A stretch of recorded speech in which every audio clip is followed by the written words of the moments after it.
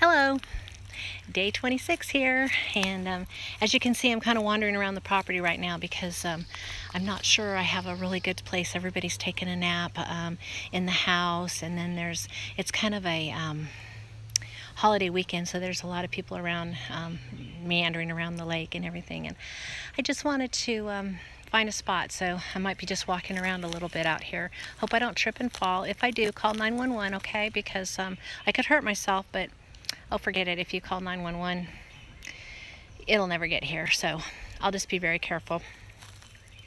Today out of 26 days has been my most challenging day. And the reason for that is that I've been in the kitchen making things, food, and it's really challenging because I'm very determined that I am not going to eat food that makes me sick, but still it's okay for other people to eat that kind of food. And I really wanted to do something special for my mother-in-law because not only did she just get out of the hospital, but she has some dementia and she's got COPD, and she's just wanted to make her birthday special. Oh, did I mention it was her birthday today? Yeah, it's her birthday today. So I wanted to make some neat things for her. And so one of the things that she made when she was years ago was macaroni salad. I mean, she made the best macaroni salad. The other thing that we share a love of is pies. Her and I just love pies, and I don't know if you remember Baker Square or not, but Baker Square used to have this Hawaiian pie. It was a strawberry pie with some coconut and some pineapple, and so I wanted to make that for her, so I did, and then made deviled eggs, which is probably the only thing that's on my food plan that I can eat, but it's okay because I'm getting through it. But I just realized what an emotional eater I am because I'm just kind of feeling a little bit stressed right now. And today's topic was you can still have some of your favorite food, but do it, smaller amounts and less often, which is a really good plan. But, when you're an emotional eater and addicted to food the way I am,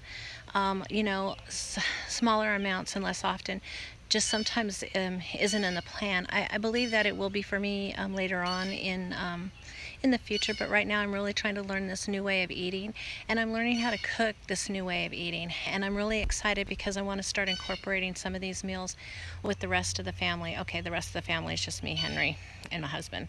So, and Henry doesn't count because Henry's my dog. So I'm just trying to figure some things out, but in looking at the last 2 weeks, I haven't been home a whole lot, and so I've been having to try to figure out my food in different areas. I'm just completely out of my safety zone, but you know what? I'm doing it, and I think I'm surviving, and well, actually I know I'm surviving, and I keep telling myself I used to be that way, but now I'm not. And I'm really excited for how well I feel, and because I feel so well, I don't want to let go of that.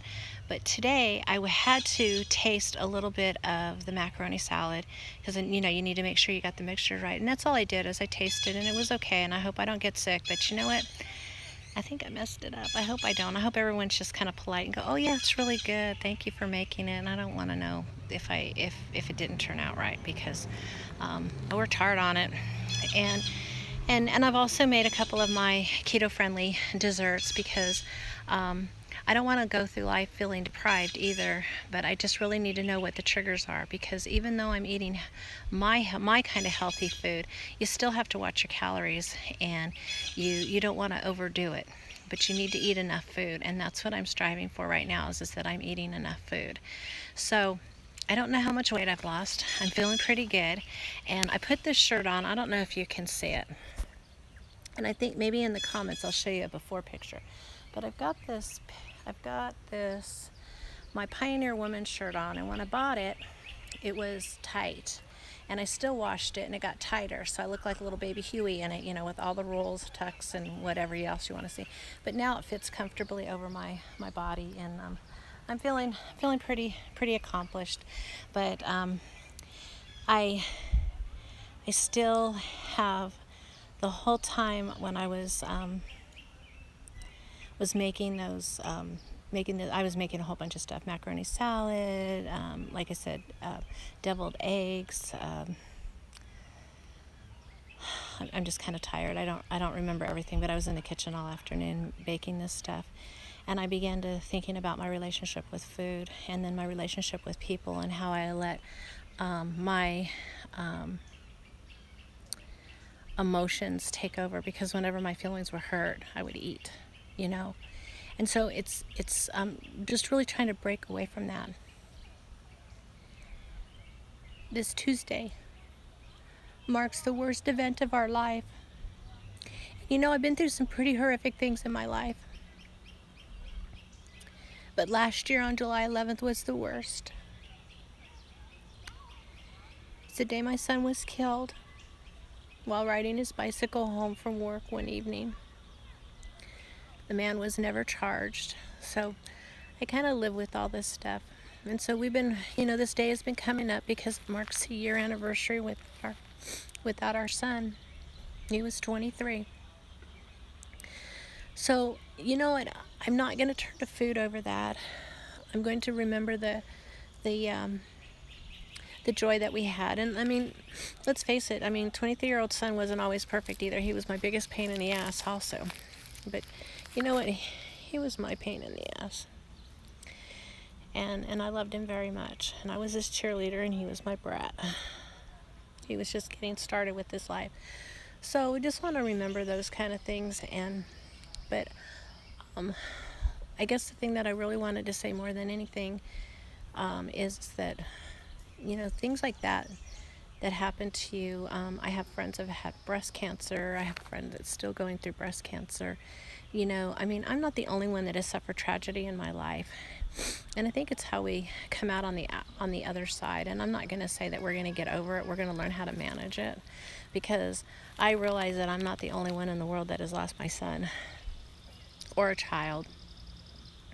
And so, I have friends that have lost children also, and they've been a great help to me. But, divorce can be horrible, whatever. But learning how to cope with that and not turn to food and not take things so personal. I feel like I've taken more things personal this year than I ever have in my life. I thought I always was like water off a duck's back, you know what I mean? But I realize now that it wasn't water off a duck's back. It was a spoonful of sugar going down my throat is what happened when I was hurt or embarrassed or uncomfortable. Food always was there for me, and it never talked back. I never even spit it back out, because I wasn't even one of those types of eaters, where you could eat it and throw up. I wished I was sometimes, but I wasn't even then.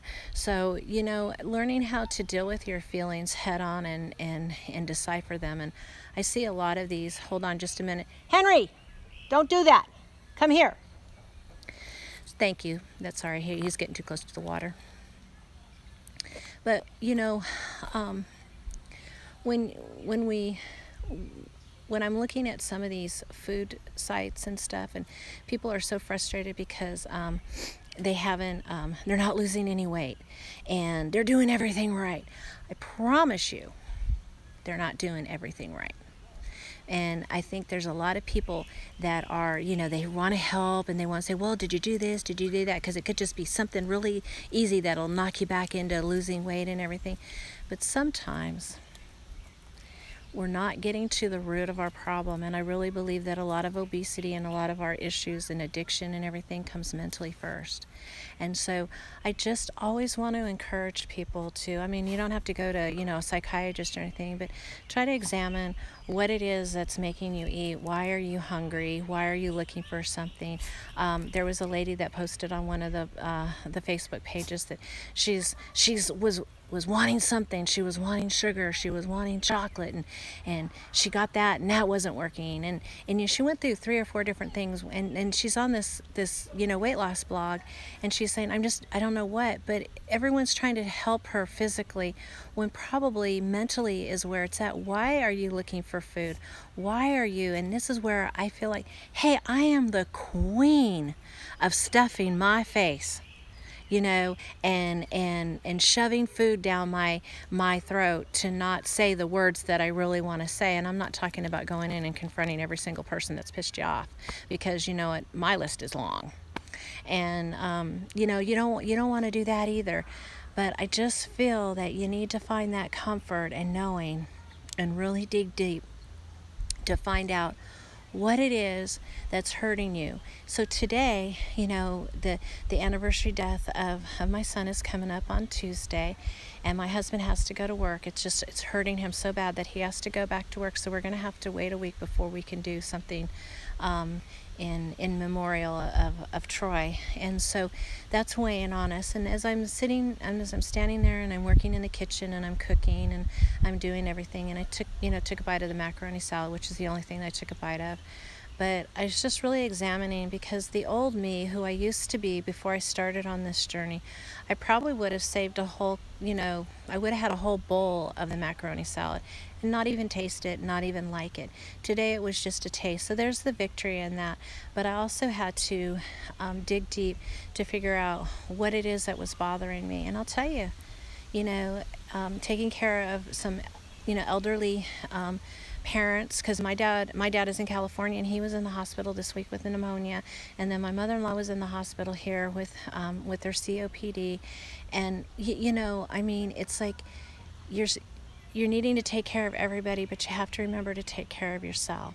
And so I just really encourage you, especially this summer, that it's nice outside, take a walk. If you're feeling anxious or antsy and you want to reach for that food, don't. Figure out why you want to reach for that food and address that issue first. And anyway, this is day 26. We're a quarter of the way through 100 days, and I really appreciate the support and the love and the compliments. And if you like this video, give it a thumbs up. And if you feel like there's somebody in your life, or a friend or a girlfriend that could benefit from some of these videos, please share it with them. I've been strongly encouraged to ask people to share it and help it. And also, I'd like to know your feedback on how you're doing and what you're coping with and how you're dealing with it, because you know what? We can learn from each other. So thank you, and have a great Friday, and I'll see you tomorrow on day 27. Oh, and there's Henry. I don't know if you can see him. I'm so blessed to have such a great dog. I love him. Bye.